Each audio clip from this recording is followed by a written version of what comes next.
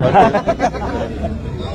अतिक्रमणाच्या बाबतीत एक प्रश्न होता की समजा इतर जिल्हा मार्ग तो नंतर जिल्हा मार्ग होतो, नंतर राज्यमार्ग, महामार्ग. तर हे सगळं होताना मग ती जी बिल्डिंग किंवा जी आहे जागा ती अतिक्रमित ठरवली जाते आणि त्याचा मोबदला दिला जातो. तो एक महत्वाचा विषय सगळ्यात, तो इथलाच नाही राज्यभरातला विषय. पुढं त्यानंतर ते तुमचं पातळ तहसीलला काय स्थगिती मिळाली? स्थगिती नाही त्याला काय. मग ते हायकोर्टात अनगर आहे ते, सोलापूर जिल्हा काय अनगर आपण अहमदनगर घेऊन टाकले. ते तो राजेश पाटील आमदार आहे ना, त्यांच्या मतदारसंघात आपण मागचे होते तसे आपण तसं मंजूर केलं. त्या गावचं नाव अनगर आहे. हा, ते गावाचं नाव अनगर आहे. त्या लोकांना अहमदनगर प्रयत्न करते ते मला विचारून घेतो तो एक थोडासा करून टाकू. सर, आज शिवजयंती सगळीकडे साजरी होते. काय आनंद, उत्साह आणि जनतेला संदेश? प्रचंड उत्साह आहे. आपल्या सर्वांचं आराध्यदैवत हिंदवी स्वराज्याचे सरसंस्थापक छत्रपती शिवाजी महाराजांना आज वंदन करताना एक मोठा मन भरून येतं आणि त्याबरोबर एक नवा आत्मविश्वासही आपोआपच आपल्या सर्वांना मिळतो. ही भावना छत्रपती शिवाजी महाराजांनी हिंदवी स्वराज्याची स्थापना करताना ज्या व्यक्त केल्या होत्या त्यांच्या विचारधारेवर आधारित आज आपण सगळे काम करतो. कष्टकरी आहे, बळीराजा आहे, 18 पगड जातीचा उद्धार त्यांनी केला. सर्व समावेशक अशा प्रकारचा मला वाटतं दुवा त्यांनी सगळ्या समाज बांधवांमध्ये साधण्याचा प्रयत्न केला. आज ते कुठेतरी आपण त्याच्यामध्ये कुठे दरी निर्माण झालेली पाहतो. आज या शिवजयंती निमित्तानं मला एवढंच आव्हान आहे सगळ्यांना की शिवरायांचा जो विचार आहे तो आपल्या मनाशी बाळगून आपण सामाजिक एकतेचा आपण या ठिकाणी आपण विचार केला पाहिजे.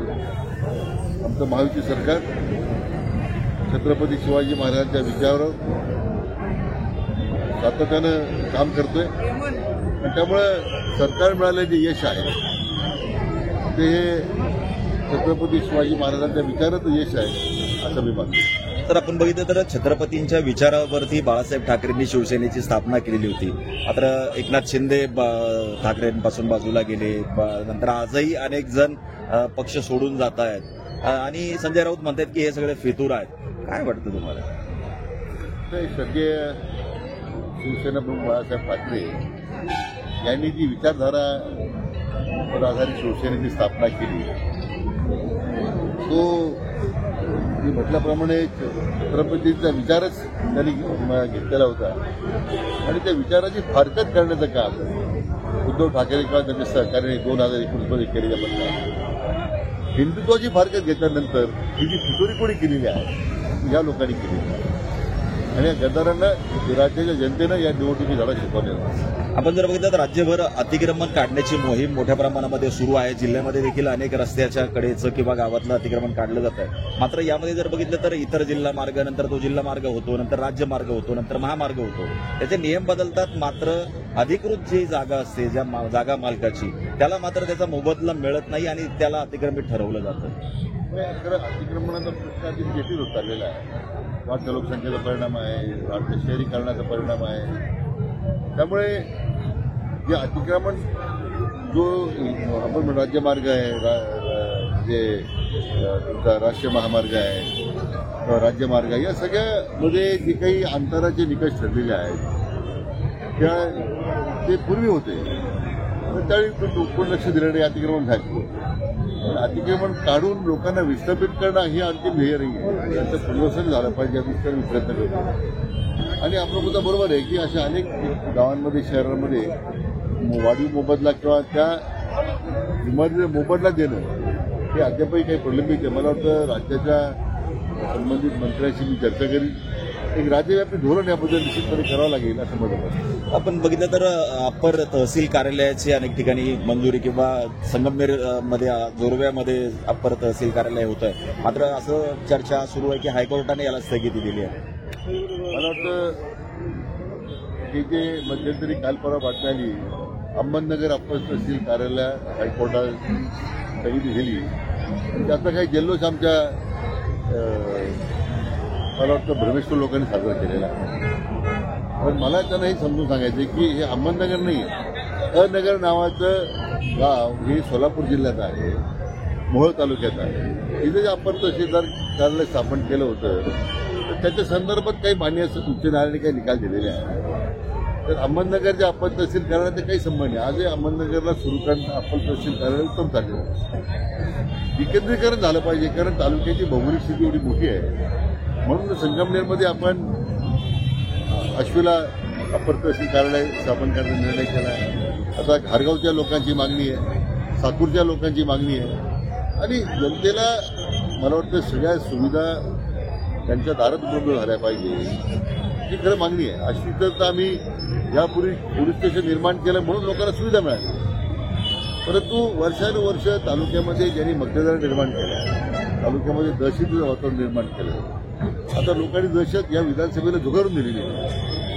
त्यामुळे अप्पर तहसील कार्यालयासंबंधी निश्चितच काही लोकांचा विरोध यासाठी की भौगोलिक दृष्ट्या त्याचा विचार करायला पाहिजे.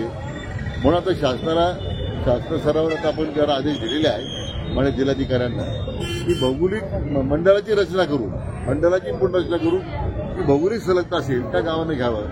जे भौगोलिक सलगतेतून त्यांच्यावर अन्याय होतो आज इकडे जोडल्यामुळे त्यातून वगळावं. मला वाटतं याच्यावर विनाकारण आता मी म्हटल्याप्रमाणे भ्रमित लोक आहेत, त्यांना परवा पचवता येत नाही. स्वतःच्या अस्तित्वाची लढाई काही ना काही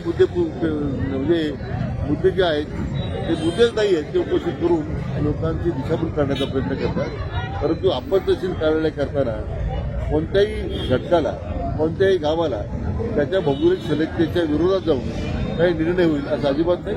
त्या सगळ्या ग्रामस्थांच्या भावनेचा निश्चितपणे आदर होईल. शिर्डीमध्ये लुटीच्या उद्देशाने झालेल्या हल्ल्यामध्ये 2 जणांना जीव गमवावा लागला, त्यानंतर कारवाई मोठ्या प्रमाणात सुरू आहे. मात्र दुसरीकडे बघितलं तर फुल, हार, प्रसाद विकणारे सुद्धा आता कुठेतरी लूटमार करताना दिसत आहेत. 500 रुपयाची थाळी 5,000 रुपयाला, 4,000 रुपयाला विकली जाते. गुन्हा देखील दाखल झाला. मात्र याबद्दल काहीतरी एक धोरण निश्चित करणं गरजेचं आहे. शिर्डीमध्ये पूर्णतः गुन्हेगारी उच्चाटन करण्याची कार्यवाही सुरू आहे. फुलांच्या मध्ये सुद्धा मुळे गुन्हेगारी मध्यंतरी वाढत, आपण ती फुल विक्री जी आहे आता ती मध्यंतरी आता बंदी घातली होती. आता जी फुल विक्री करण्याचं धोरण आहे ती फक्त साईबाबा संस्थांच्या जी सोसायटी आहे, कर्मचाऱ्यांची सोसायटी, त्यांच्या मार्फतच ते विकलं जावं. ते सुद्धा फक्त संस्थांमध्ये साई भक्त जे येणार आहेत त्या दर्शन रांगेच्या ठिकाणी ते विकावं.